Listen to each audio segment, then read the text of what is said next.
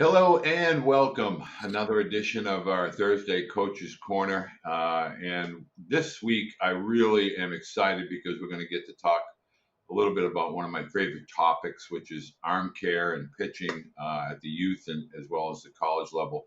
Assistant coach, pitching coach at University of Virginia, Drew Dickinson. Drew, thank you so much for making some time for us today. I really appreciate you taking the time to join me. Hey, my pleasure, and thanks for having me on. You're very, very welcome. And this is, I'm going to really, because I value, one could make an argument that you're one of the preeminent coaches with regard to pitching in college. I feel this way. I'm sure that Coach O'Connor, Coach Matt feel the same way. And one of the things that I would love to start with is arm care, arm health as it relates to college older pitchers, 16 through 22. And I would love for you to talk about how do you get your pitching staff ramped up, whether that's in, December or January for the upcoming start to the season here in February. All right, well, let's do this. Let's start it after fall ball and call it and say we're going to ramp up to get ready for our season, which we're in Okay. right Yeah. now. Okay. Um, we like to have a good solid 6 to 8 weeks. Obviously those weeks depend on when your fall ball ends, and a couple of guys obviously where they're coming off of the fall. But let's just call it 8 weeks of a throwing program leading into what we would call our first live outing.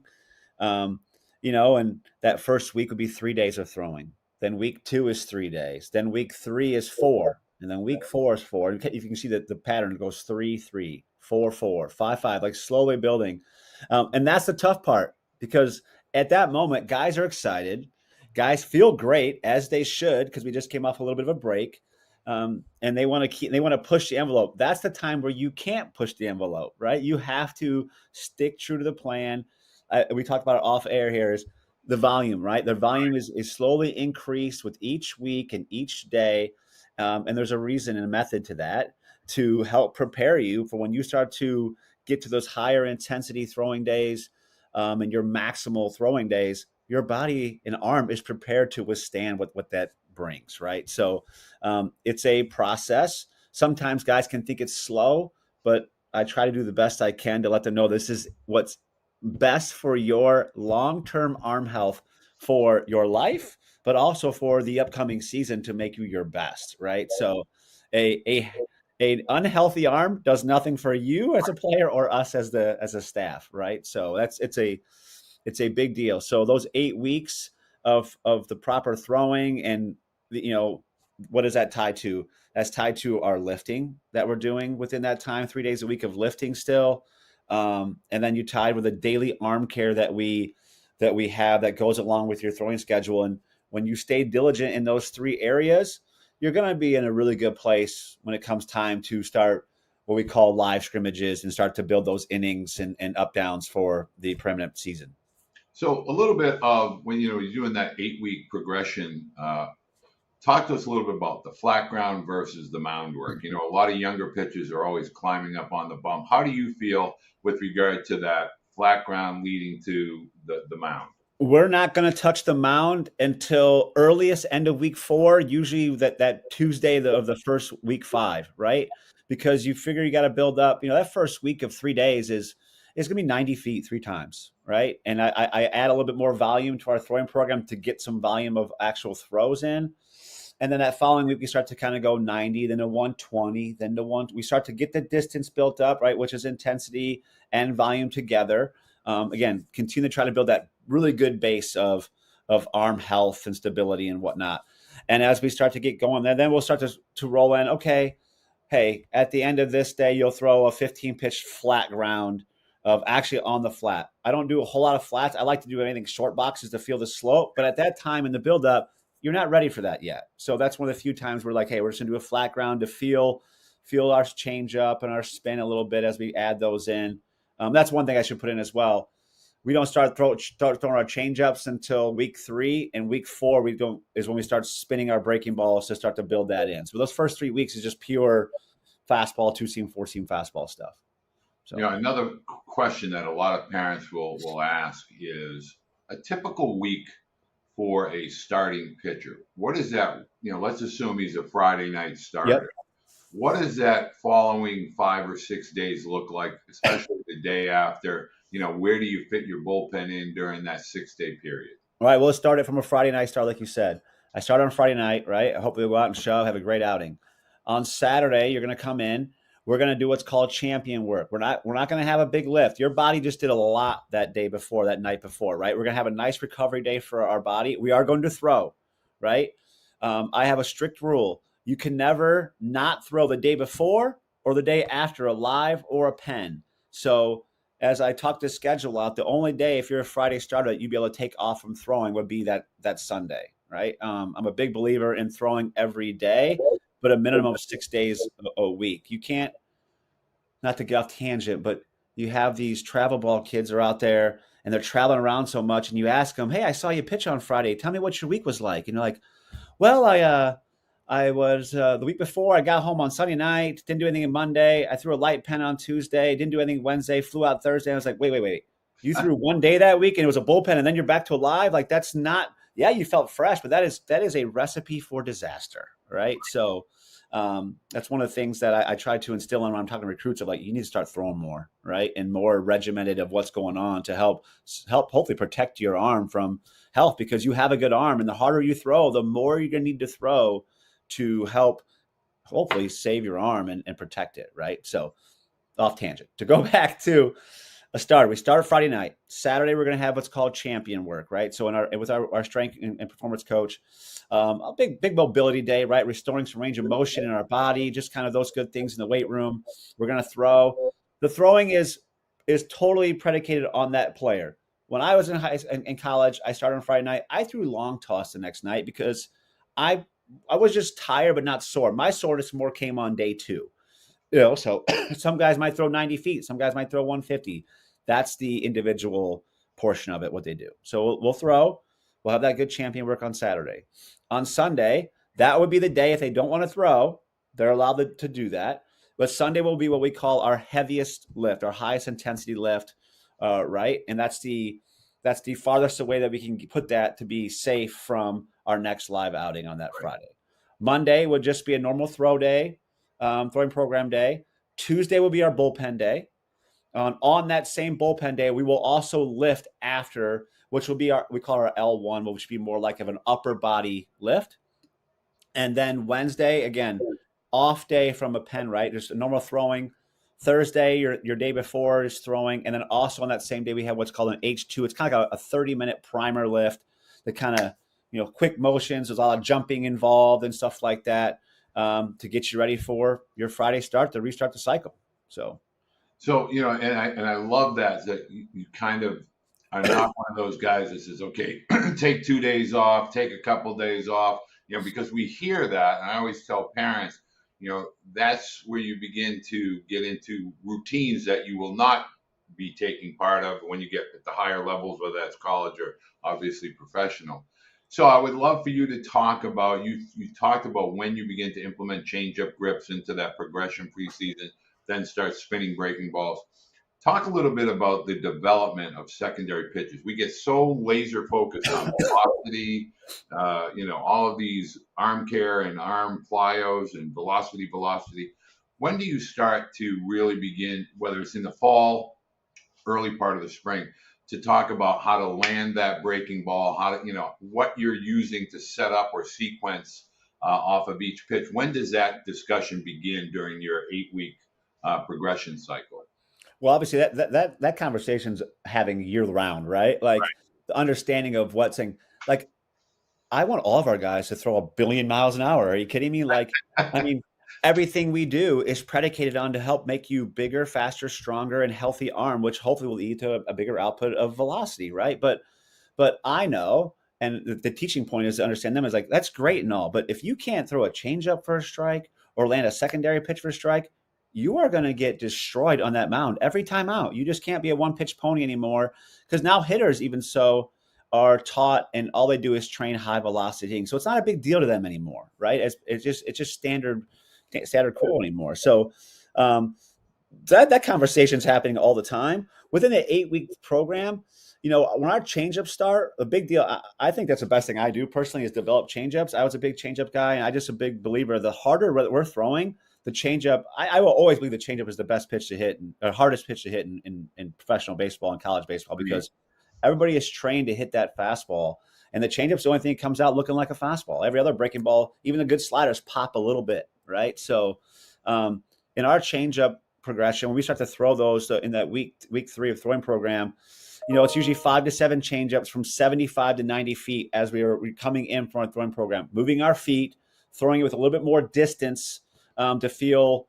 You get to see movement, you get to see arm speed a little bit. I think it really helps develop those aspects and traits of the pitch. And then obviously guys can still come in and spin and throw some changes from 60 feet. But the big development piece of that is from the 75 to 90, in my opinion.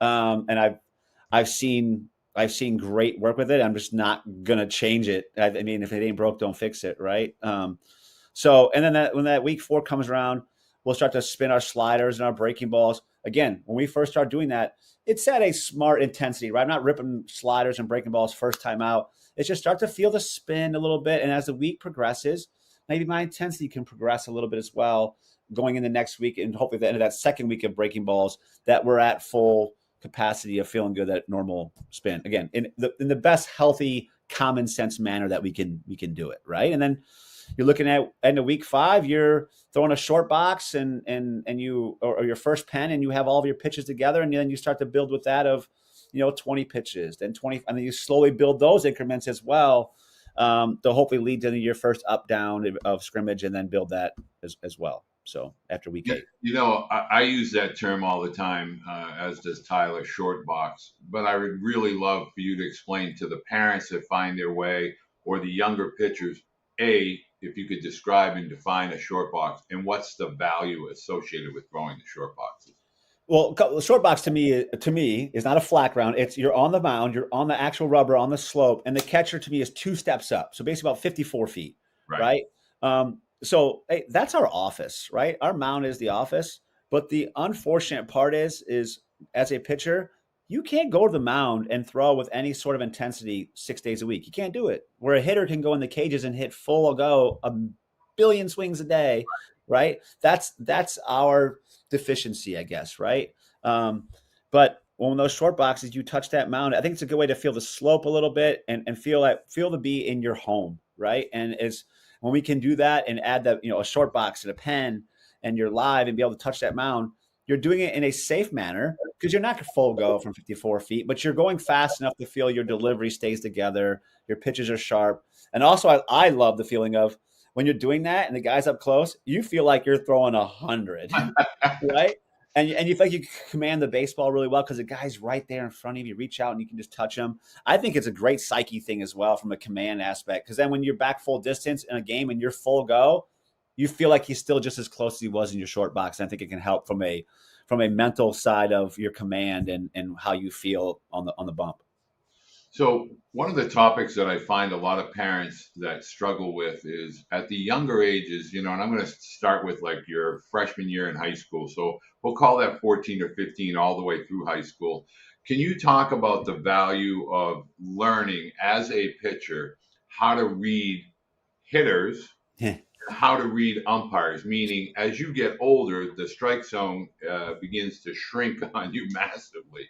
So talk a little bit about how young pitchers should begin to, maybe some bullet points on how to read hitters and then how to adjust to umpires. Well, Walter, that's the game, right? Like all these things have changed in technology and pitching, and we've learned all these things to throw harder and pitch design and stuff like that. That is awesome. That has changed for the way better. But what hasn't changed, it will never change, is that there's a game that breaks out in that field between the white lines. That game has not changed. And what equals success is those things you just talked about, right? Like understanding how to get hitters out and sequencing and hey, what does this guy's swing do? Or how did this certain pitch set up the next pitch, or what I'm going to do? The umpires thing, especially at the younger levels, those guys are bigger. If that guy's going to give you off the plate, then just keep hammering it, right? Like, and take advantage of what is given to you, because there's a human element, right, with the umpire. We do the same in college as well. It's obviously a lot different now because with technology, those umpires' strike zones become really, really, really almost too good, right? Like with you talk about metal bats and good hitters, when you're using just the plate as a strike zone for the most part, like a true TrackMan strike zone, it's a big reason why the offensive output is up in in college, right? But that's okay. Hey, as long as it's across the board for everybody, hey, you just adjust and move on, and you try different ways to get guys out. But the reading hitters, if you can start to learn that, understand that at the high school age, that will set you up. If you're going to go to play on college baseball, you will be ahead of the game when you step foot on campus, because that's a big teaching point for me when it comes to scouting reports and how we get guys out. It's like, your stuff's your stuff, right? They know what your stuff is, but do you know how to use it to get the results that we all want? Like, nobody wants to go on the mound and just throw hard and not have results. So that's not what sports is. Sports is about winning and losing. I mean, especially at our level, like, it's about winning. We want to win, and that you need results. And how do you get results is understanding those little nuances of the game, like you talked about. So the next topic on that, kind of mirroring that topic, would be body language. I used to always, especially when my boys were little, especially Tyler, I had him right under his visor, poise and composure. Like, be, Switzerland, just be neutral. Can you talk about the importance, or more importantly, the value of having good, strong body language for your teammates as well as the opposition? It's huge, right? I mean, we literally just talked about this yesterday, Coach O'Connor at the end. Like, this game is set up for failure, right? It just is. And things aren't going to go your way, and on the mound or at the plate or sometimes even in the field as well. And you have got to be able to just try to stay and move on to the next pitch, but not what just happened lingering. Because if it does linger, it's going to affect the next thing that happens on the baseball field, and things are just going to spiral out of control. The mental game has taken huge strides both in the college game and the pro game, with players now taking major benefit of, hey, this is important, and this is a tool and a skill that can be trained to help make me a better player. So I think it's great. We use a guy named Brandon Geyer of Major League Mindset. It's been phenomenal for our team. We love it. And I think it's just good when our guys are playing at this level of college baseball and then aspire to play at that next level of professional baseball. You wonder, like, why certain guys make it. They make it because of this. They're not any more talented than the guy who didn't make it. But their head is the difference maker.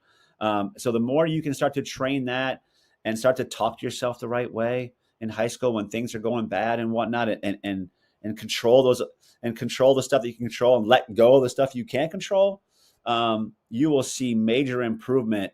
I'll say major improvement, not from your outing, the success, but you won't have the dips. Right. You'll still have the ups, but the downs won't be as down anymore, because you're able to not let it go to that far of a trenches. Let's talk a little bit about the recruitment of pitchers. We get so many parents that say, my son is 87, 89, or 90. They don't look at him. He doesn't throw 100.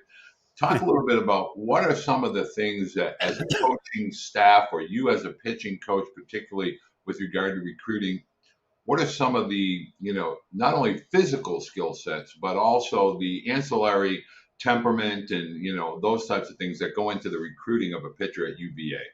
Yeah, a great question. One thing that's tough to do is when you're recruiting the right guys, you're never going to really have a chance to understand how they handle failure, because if you're recruiting the right guys, they're not really failing at that level at all, right? They're just having good days every day. Sometimes you wish you could go see him on a bad day and really lock in and see how he responds. But you just try to figure that out with just, conversations with coaches, and hopefully when it comes time, the player and you can gauge somebody's mindset pretty quickly on the phone just through conversation. But when it comes to recruiting pitchers, like, people ask, "Oh, what velocity you look for?" I go, I don't look for a certain velocity. For me, it's just watching how guys move. How do they throw? What's their arm action look like? Like, do they have feel for spin? And you just watch the game. Do they understand how the game is being played? Do they have some feel?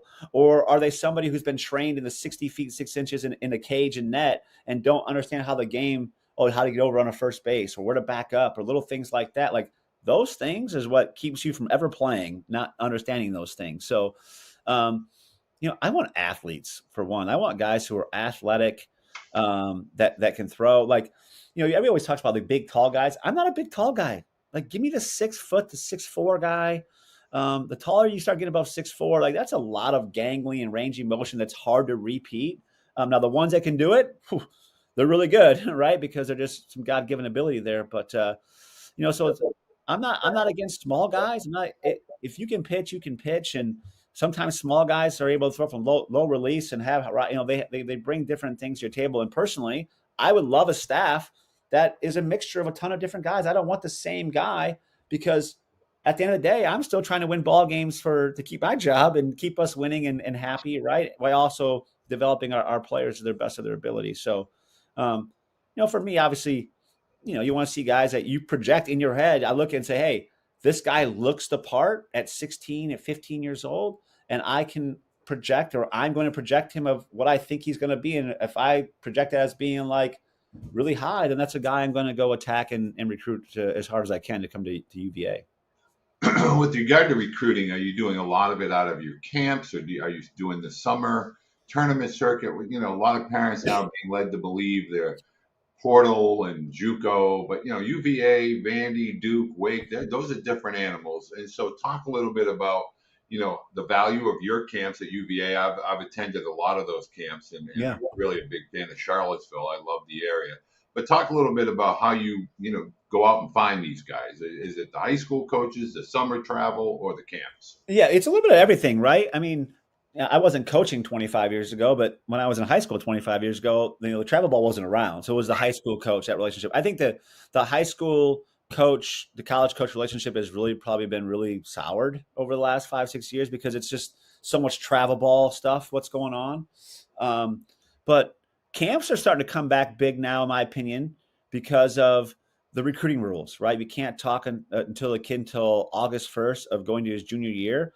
So I think it's now permanent on the kid to go, hey, I think, talking to people, I'm this kind of player, right? At this time, if I'm 16 years old, I'm 15 years old, like, where do I stack up and what schools am I interested in? Go to those schools, go to their camps and get in front of those coaches. And what's great about it, we can have conversations in camp, right? And get to know you a year before I can ever talk to you.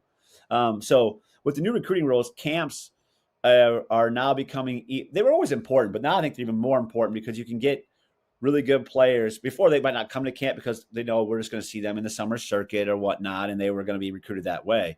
But now to get their foot in the door early, because now with roster changes and stuff like that, a lot less spots for these schools that you want to go to, the earlier the better. And getting to camps is the best way to be seen in a small setting, in a nice intimate setting with that staff, and get to see the campus.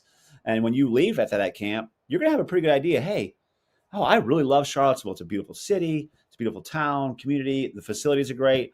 And in the next 2 years, if skill set stays true, and that this is a place you can see yourself being at. So the camps are huge. You just don't go to 20 camps, so right? Like that, I don't think that's financially sound for any family, even if you have the means and travel wise. But pick 4 or 5 schools that you are interested in, both academically, right? Like.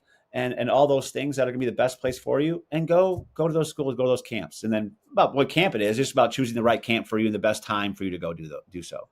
Well, I know as a dad, when we were going through the recruiting process, we attended a couple of camps in Charlottesville. First of all, our 2 schools were Virginia and Vanderbilt, and they were by far and away 2 different types of cities and atmospheres. Yeah. But we really loved Charlottesville. Everything down there is UVA. The community is fantastic. But more importantly, the camps are A, well attended, B, well run. You're going to see Coach O'Connor. You're going to see Coach Dickinson and Coach Mack. You're going to see these guys. They're there and they're engaged with the campers. And I think that's a really big part of the college camp experience. So, Drew, I want to say thank you so much for taking the time to join us. Really great insight, valuable insight. Want to let parents know, Baseball Blue Book, make sure you're downloading the app. Anything to do with camp schedule, game schedules, fall practices, scrimmages, it's all going to be in the Blue Book. All the coaches are in the Blue Book, how to get in touch with the coaches, how to interact with the coaches, all going to be available to you in the app in the Baseball Blue Book. Drew, best of luck in the upcoming season. I look forward to seeing you somewhere out on the ACC circuit this spring. Thanks, Walter. I really appreciate it. Thanks for having me. I really enjoyed it. Very, very welcome.